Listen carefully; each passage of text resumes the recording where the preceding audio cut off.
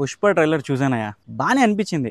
కాకపోతే కొన్ని చోట్ల కొంచెం కేజీఎఫ్ నుంచి రెఫరెన్స్లు ఏమైనా తీసుకున్నారా, లేకపోతే ఇన్స్పైర్ అయ్యారా అని అనిపించింది. ఒక 1000 crores ఫిలిం ట్రైలర్ ఎలా ఉండాలో అలానే అనిపించింది.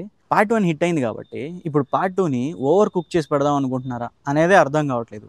ఓకే, ఇప్పుడు పార్ట్ 1లో కింద నుంచి పైకి వచ్చారు, లేదా ఆ స్ట్రగుల్ చూపించారు, మనం కనెక్ట్ అయ్యాం. ఇప్పుడు ఆల్రెడీ పెద్దోడు అయిపోయాడు, ఇంటర్నేషనల్ రేంజ్కి వెళ్ళాడు అన్నప్పుడు మనం యాక్సెప్ట్ చేయగలమా? దాన్ని యాక్సెప్ట్ చేసి పార్ట్ 1 ఎంత హిట్ అయిందో అంత హిట్ చేయగలమా? మధ్యలో కొన్ని సీన్స్ నాకు కేజీఎఫ్ లాగా అనిపించిందని చెప్పాను కదా, అవేం సీన్స్ ఇప్పుడు చూద్దాం. ఈ సిగరెట్ వెలిగించే చూడండి.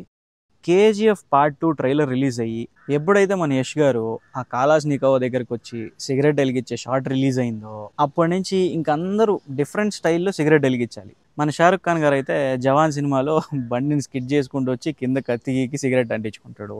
అండ్ మన నాని గారు అయితే ఆ బీడీని నిప్పుల్లో నుంచి తీసుకొచ్చి వెలిగించుకొని తాగుతాడు. ఇంకా అందరూ ఏదో ఒక స్టైల్లో సిగరెట్ వెలిగించాలి, అదొక ఫ్యాషన్ అయిపోయింది. అండ్ ఇంకొక సీన్ ఏంటంటే, ఇప్పుడు ఆ ట్రక్లన్నీ వచ్చి ఆ పైన ఆగి కింద అధీరాతో డిస్కషన్ ఉంటుంది చూసారా, ఆ డిస్కషన్లో గన్నులు తీసి కాలుస్తారు కదా లాస్ట్లో.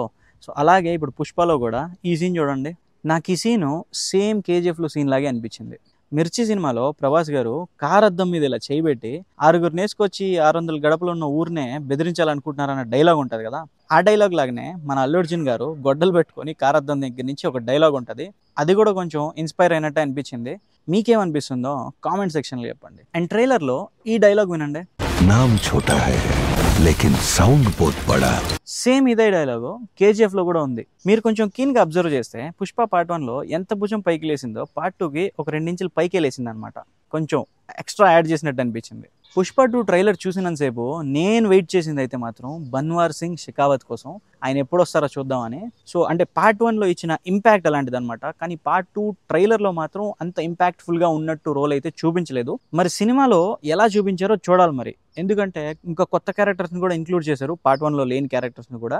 అండ్ సునీల్ గారు కూడా ఇంకా బతికే ఉన్నట్టు చూపించారు. జాల్రెడ్డి కూడా లేస్ తిరుగుతున్నట్టు అనిపిస్తుంది, దెబ్బలన్నీ నయమైపోయినట్టున్నాయి. మరి ఇంతమంది విలన్స్ మధ్యలో బన్వార్ సింగ్ షెకావత్ని ఎలా చూపిస్తారు, అందరు విలన్స్ని ఆ స్క్రీన్ టైము ఎలా మెయింటైన్ చేస్తారో చూడాలి. ఈ ట్రైలర్లో ఉన్నంత ఊపు సినిమాలో కూడా ఉంటే ఖచ్చితంగా 2000 crores అయితే పక్కా కొడుతుంది. లేదు కొంచెం ఏమన్నా మిస్ఫైర్ అయినా కూడా పుష్పకి ఆల్రెడీ ప్రీ రిలీజ్ బిజినెస్ జరిగిపోయింది కాబట్టి 1000 crores అయితే డోకా లేదు. ఇప్పుడు మన టార్గెట్ వచ్చేసి 2000 crores అనమాట. సో ఆ 2000 crores కొడుతుందో లేదో చూద్దాం.